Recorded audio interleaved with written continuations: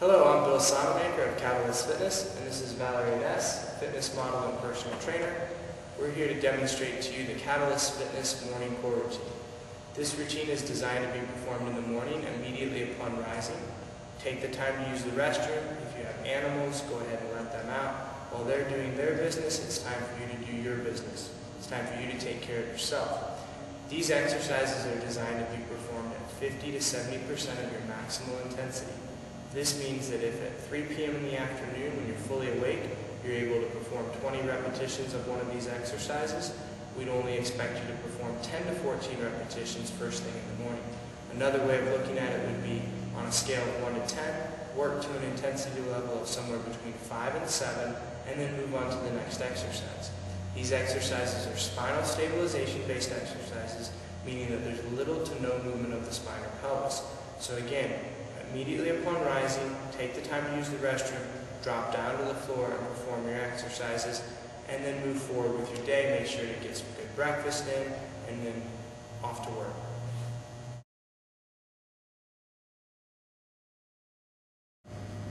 Prone pillow squeezes. Valerie's going to assume a prone position on her stomach. She's going to interlace her fingertips together so that she can lie her forehead on her fingertips so that she can keep a nice neutral spine, leaving room for her to breathe between her nose and her mouth and the ground.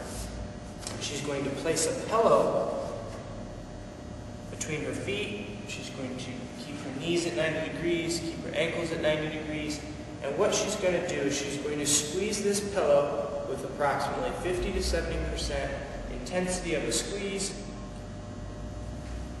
As she does that, she's also going to activate her glutes, going from an anterior pelvic tilt where she is in the prone position to pushing her pubic bone into the ground, squeezing the glutes, trying to get to posterior tilt, but really she's going to end up more in just a neutral spine position. Doing nothing here with the upper back here, just nice and relaxing. She's going to squeeze and hold for 1 to 2 seconds. Again, approximately 50 to 70% intensity on each squeeze, and the repetition range is going to again relate to somewhere between 50 to 70% of her maximal intensity. Notice as she squeezes, we can see her glutes activate and glutes fire. This is an exercise that really will help people turn on their glutes in the morning, and so that their glutes are activating and firing properly throughout the day, thus avoiding gluteal amnesia.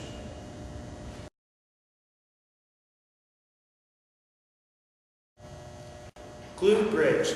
Valerie's going to assume a supine position.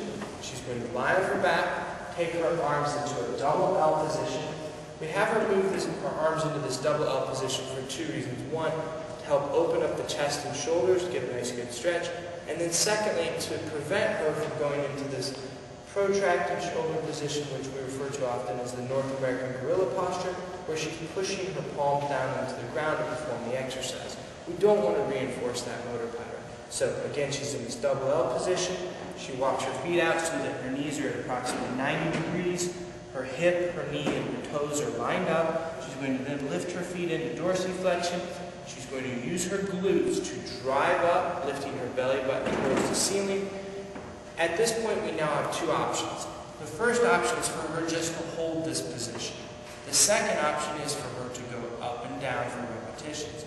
Again, if we go back to that first option, it would be much like a plank. She's going to hold the position for an isometric contraction. I recommend that the first few weeks that you're starting the Catalyst Fitness morning core routine, that you work on these isometric contractions to focus on increasing intramuscular coordination.